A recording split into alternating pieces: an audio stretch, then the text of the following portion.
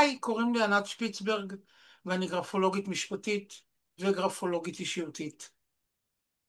ושלום לכם, שמי דורית ולך, אני גרפולוגית, גרפולוגית משפטית, יושבת ראש האגודה לגרפולוגיה מדעית בישראל. כן, ענת, בואי ספרי לנו קצת על העבודה שלנו כגרפולוגיות משפטיות. כאילו, למה אנחנו עובדות ביחד? מה הקטע? אנחנו בכלל לא מדברים על הגרפולוגיה המשפטית עכשיו, אנחנו מדברות עלינו. אנחנו מדברות בעצם על היכולת שלנו, כל אחת עם כל השונות שלה, אפילו עכשיו בצבעים של הביגוד, בלי לתכנן, אנחנו מביאות משהו אחר. אנחנו מביאות ראייה אחרת, אנחנו מביאות צורת תחושה אחרת, ואת אותו עולם ערכים ואת אותה חוכמה. השילוב ביניהם מייצר את היכולת שלנו לקחת חתימה, כתב מזויף, צוואה, ולעקוף אותה ב-360 מעלות פעמיים.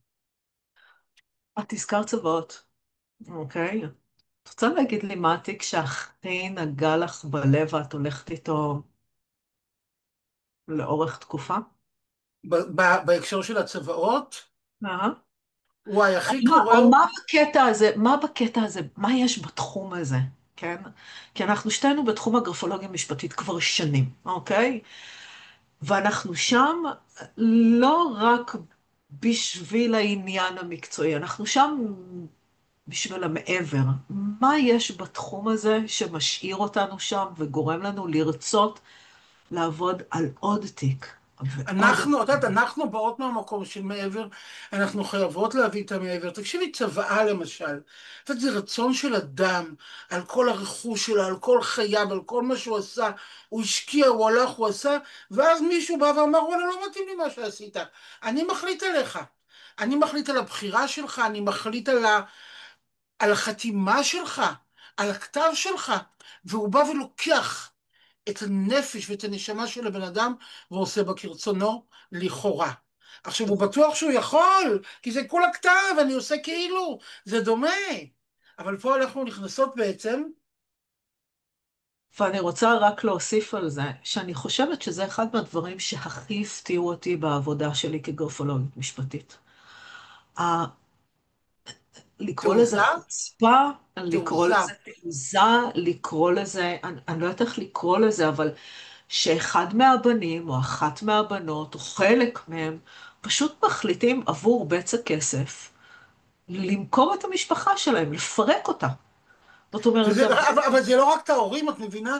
זה גם את האחים המנושלים, את זה מה הבגידים, את שאני אומרת, האחיינים. זה מה שאני אומרת, זה להחליט שכן, זה שאתה טיפלת באבא ואימא כל השנים זה נחמד, אבל אני רוצה את הכסף אז אני אבוא.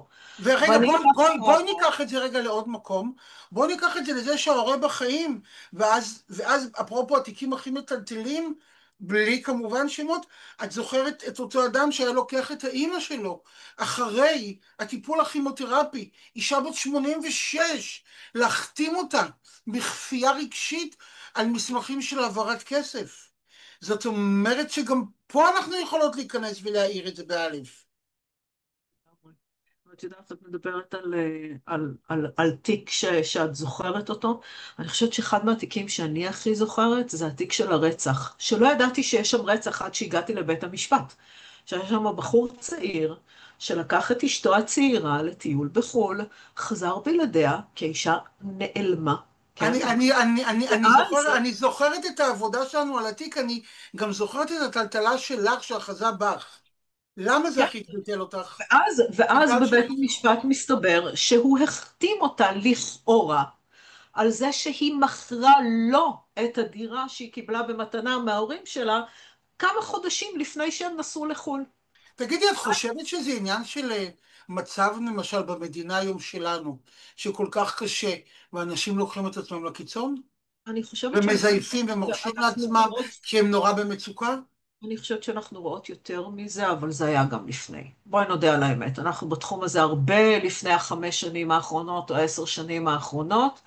אני בתחום של הגרפולוגיה המשפטית מאז 2003-2004, אני ראיתי את כל הזוועות, את את כל יודעת, אבל את יודעת, הרמאויות. רגע, אני רוצה רגע משהו חדש שלא ראינו, שאנחנו רואים היום הרבה מאוד, אנחנו רואים זיופים על פדים.